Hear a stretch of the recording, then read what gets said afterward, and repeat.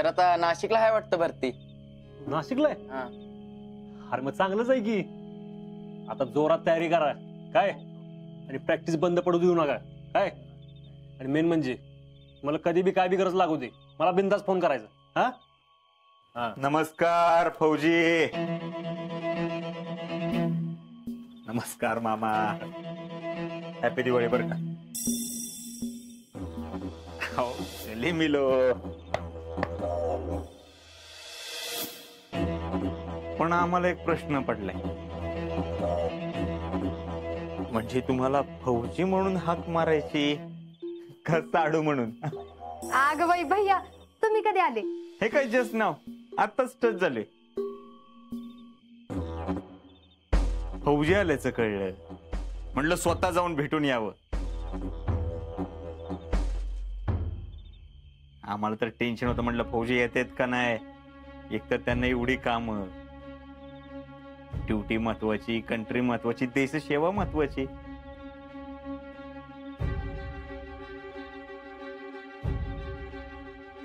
पण तरी आले बर का फौजी, त्यांच्या पहिल्या दिवाळीला आले.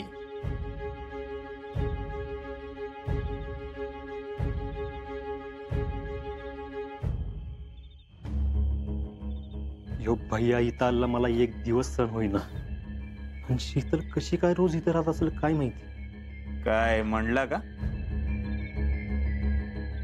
नाही ऐकू नाही आलं म्हणून म्हणते. नाही म्हणजे सुट्टी काढली मी. अच्छा. आम्हाला सरप्राईज दिलाय बरं का त्यांनी सगळ्यांना. आम्हाला पण नाही का? म्हणजे सरप्राईज सगळ्यांनाच द्यायचं होतं असं काही नव्हतं वाटतं. हाय ना अजिंक्य? पुष्पे, आपण पूजा करून घेऊयात का? या.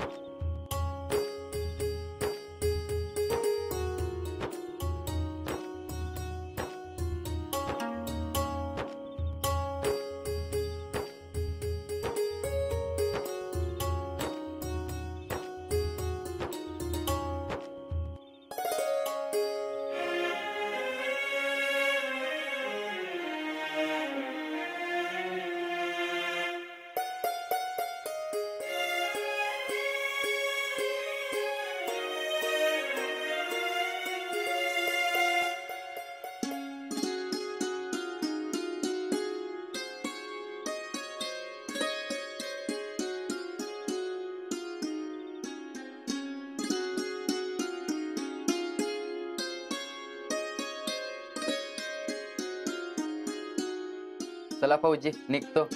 आणि आमच्या घरला यायचं बरं का फराळाला, त्याशिवाय जाऊ देत नसतो बघा. नक्की येतो. चला चला भैया येतो. हा या. पुष्पा चल आम्ही पण निघतो आता. आवलाय थांबा की हळदी कुंकू तर लावते. बर.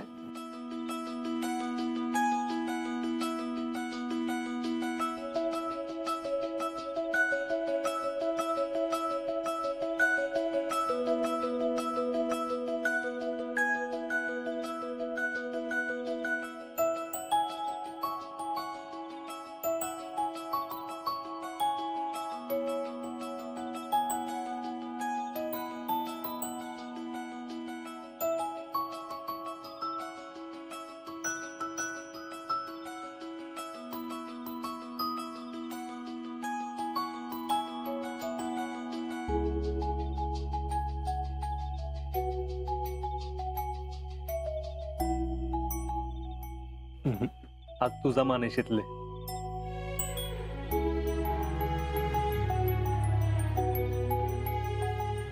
म्हणजे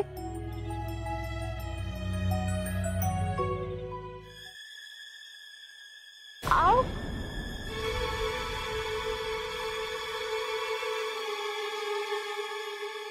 अहो काय करतायत तुम्ही? माझ्या पाय कशाला पडला? शितले, आज लक्ष्मी पूजन आहे ना, पाया तुझ्याच पडलं पाहिजे.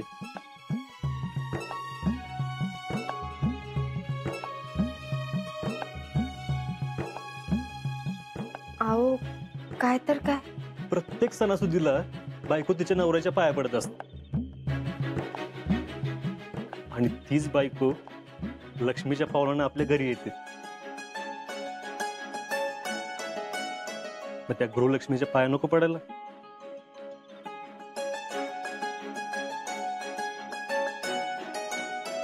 शितले, तू लक्ष्मीच्या रूपानं आमच्या घरी आलीस.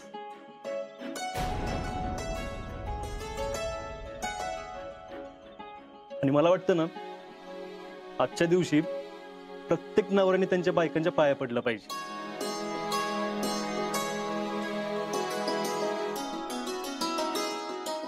आजा, लाख मोलाचं बोललास पोरा बघ.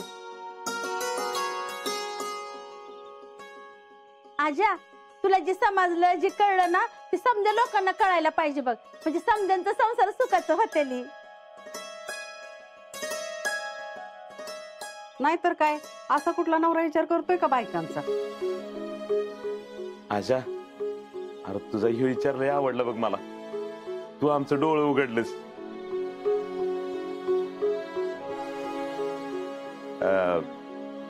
तसं बी मी पुष्पीच्या रोज पाया पडतोच.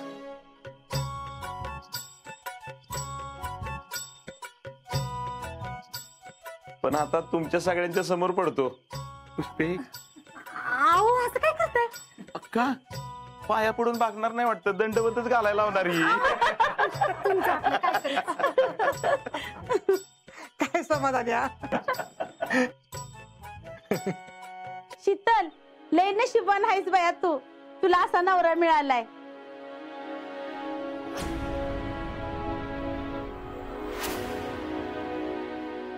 खरं सांगू का, ह्याच्या जागी दुसरा कोण असता ना तर तुला अजिबात शोभून दिसला नसता.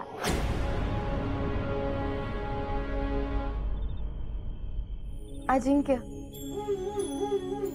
तुम्ही मला लक्ष्मी म्हणलात त्यातच सगळं झालं. उद्या माझ्या अंगावर एक बी दागिना नसला तरी चालेल, पण एवढा माझा दागिना आहे तो कायम सुखरूप राहू दे म्हणजे झालं.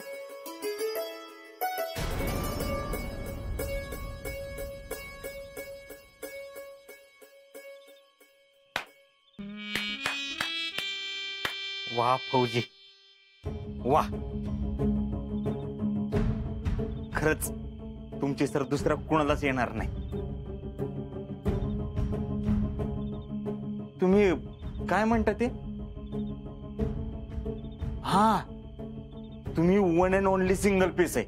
खरंच आहे ते.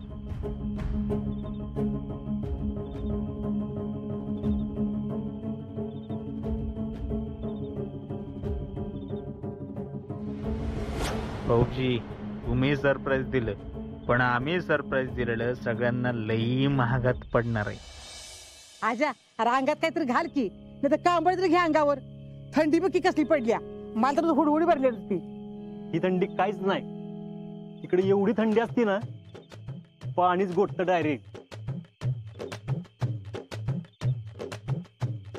तुला माहितीये का, मी चहा प्यायला पाणी नाही वापरत, बर्फ घेतो. काय जिकडं नजर जाईल तिकडं बर्फच बर्फ, सगळीकडे पांढरं शुभ्र. अजिंक्य, तुम्ही तिकडे आहे का नाही, तर आम्हाला बोलवलं ना तरच बघायला मिळेल, नाहीतर कुठलं आलंय बाई आमच्या नशिबात. अहो, आमचा नवरा भिलार महाबळेश्वरच्या पुढं कुठं घेऊन गेलाय का आम्हाला?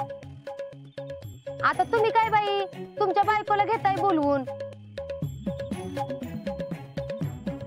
निदान त्या निमित्ताने तरी तिला बघायला मिळतंय, फिरायला मिळतंय. अहो नाही नाही मामी, हा असं कसं? तुम्हाला मी नेतो की. कसं असतंय, काश्मीर बघायला वर्षभर चालू नसतंय ना. अगं बाई, एकदा चालू झालं ना की मी नेतो हा? आणि आता तर शक्यच नाही, एवढी थंडी असते ना, तुम्हीच म्हणाल नको रे बाबा आपण जाऊ परत. अहो थंडीने तिथं हाडं गोठतात. अजय घोड्या, मला म्हातारीला फोनवर खोटं बोलतोस होय? एवढी थंडी नाही, एवढी थंडी नाही, नालायक आगाव. अगं आता सवय झाली ना, त्यामुळे काय नाही वाटत. मग तुम्ही राहता कसं तिथं? हा बापू, अवघड असतंय,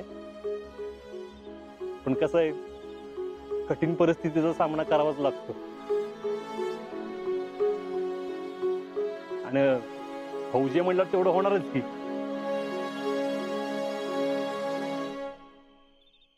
आणि फौजीची सगळ्याला तोंड द्यायची तयारी असली पाहिजे.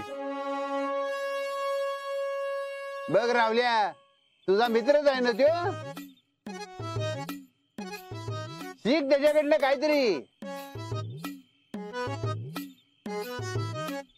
खराय बापू, खराय तुमचं. काय जीजे तू भी हो आता. ओ बापू, मैं अपने पैरों पे खड़ा हुआ भी क्या. पण काय बी म्हणा, लक्ष्मीपूजनाच्या दिवशी संध्याकाळी असं अंगणात बसून गप्पा मारायला लय भारी वाटतं. अहो आपल्यासारखं सुख असतं सिटीतल्या लोकांना.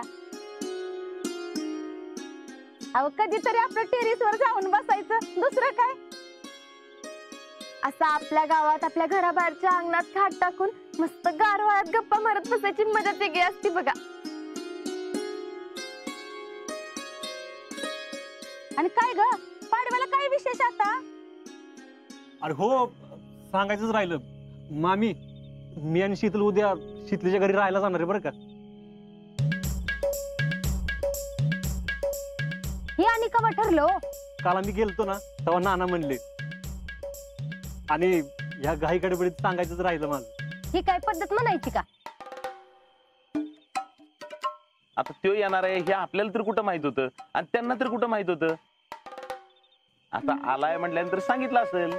अहो तीच तर म्हणते मी, नुसतं दाखवायला कशाला करायचो. आता आल्यात आणि मग लोक काय म्हणतात म्हणून करायला लागल्यात.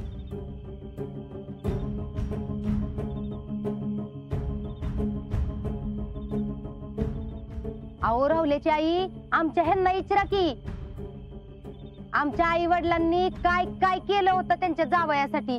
पण हिथं आमची सून म्हणती ते येणार नाही, तेच बरं झालं, आमच्या घरच्यांचा खर्च तरी वाचला.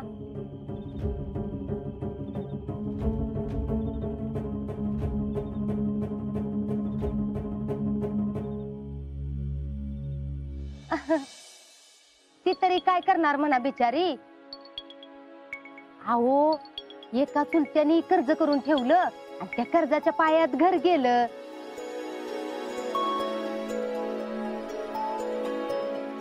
दुसरा चुलता गेलाय दुबईला, ती यायचं नावच घेना.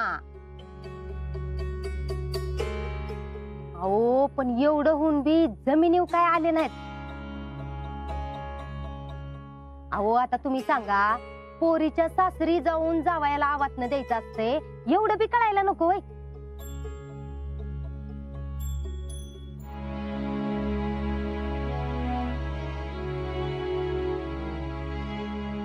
पुष्पे, अगं तू जरा गप बसतीस का? राहुल्याची आई, आता तुम्हीच सांगा, ह्यात काही चुकीचं बोलले का मी? जावयाला जावायचा मान मिळायला पाहिजे का नको? अगं होय, पण तिच्या समोर तुला काही बोलायची गरज होती का? मग कुणासमोर बोलायचं? कमी बोलायचंच नाही. नाही जीजी, तसं नाही, पण आपण पण आपली जागा सोडायची नसते अशा गोष्टीत. अगं बाई, नानाला वाटतं. रामकृष्ण हरी. नाना या की, बसा बसा. काय सगळीच जमलाय? वय नाना एकटीच आला होय, आणि एवढ्या रात्रीचं येणं केलं? उद्या पाडवा आहे ना, म्हणलं शीतल आणि अजिंक्यला रीतसर अवतान द्यायचं होतं, म्हणून आलतो. शीतल, ए शीतल, अगं बाहेर ये, नाना आलेत बघ. नाना, नाही म्हणजे तुम्ही आमंत्रण द्यायला आलाय खरं, पण तयारी झाली ना तुमची? अगं बाई, अगं शीतल, किती उशीर झाला आज जाऊन बसली. तुझे वडील आलेत. ते जरा काम होतं. बर बर, अगं आवातनं घेऊन आल्यात. नाही म्हणजे नाना, काय देणार मग जावयाला, गाडी का बंगला?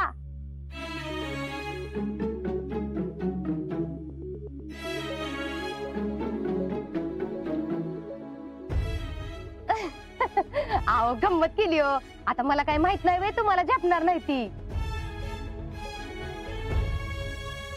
जी काय करताल का नाही ती आपलं चांगलं करा आमच्या पोराला, म्हणजे झालं एवढंच म्हणायचं होतं मला.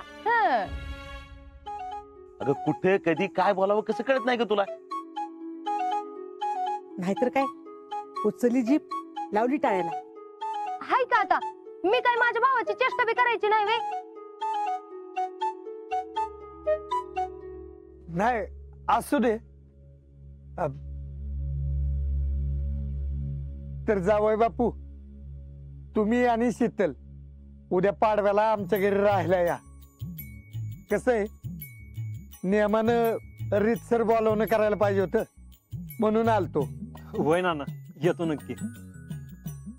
होय नाना, येतो आम्ही. बर, येऊ मी. रामकृष्ण हरी. रामकृष्ण हरी.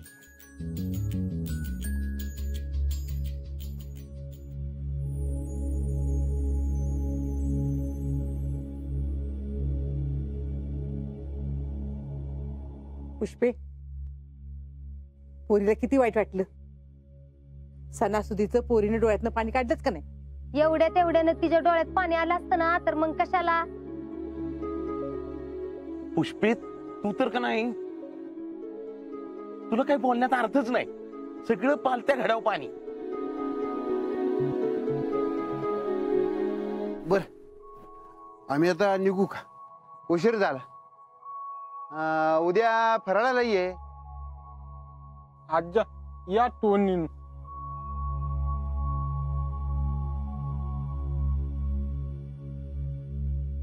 मी आलो जरा जाऊन.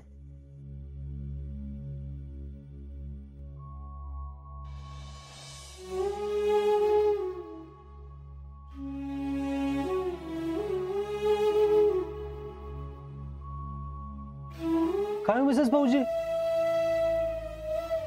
तुमच्या डोळ्यात पाणी? मामी कशा बोलल्या बघितलं ना. तुम्ही ऐन वेळेला आला म्हणून, नाहीतर त्यांचं सगळं ठरलं होतं. मामी नानांना असं कशाला म्हणल्या?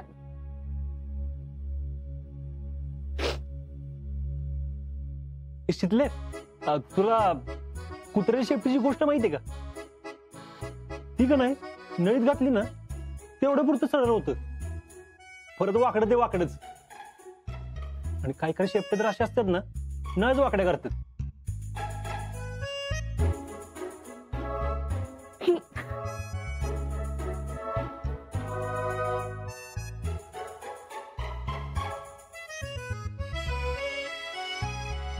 शिकले, आता तुझीच आदर्श सासू आहे ती. तिचा स्वभाव तूच नीट करू शकतेस बघ, बाकी कुणालाच जमणार नाही. ते तर मी करतच असते. आता तर मी दाखवतेच बघा, मी बी किती आदर्श सून आहे ती.